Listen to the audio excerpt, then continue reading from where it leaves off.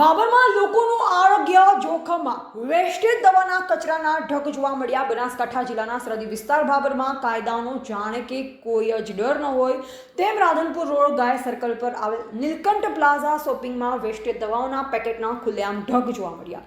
ગુજરાત રાજ્યમાં થોડા સમય પહેલા નાર્કોડ દવાઓનો મોટા જથ્થા રાખનાર મેડિકલો પર સરકારી મેડિકલ ઓફિસરો સાથે રાખી પોલીસ દ્વારા ઝુંબેશ ચલાવવામાં આવી અને અનેકો જગ્યાએ તપાસ કરી લોકોના આરોગ્ય સાથે ચેડા કરતા પોલોપેથિક માફિયામાં મોટો ફફડાટ જોવા મળ્યો। ત્યારે આજે ભાભર શહેરમાં નીલકંઠ શોપિંગમાં જાહેરમાં વેસ્ટેજ દવાઓના પેકેટ અને ખાલી સિરપની બોટલો જોવા મળતા લોકોમાં અનેક ચર્ચા સાંભળવા મળી।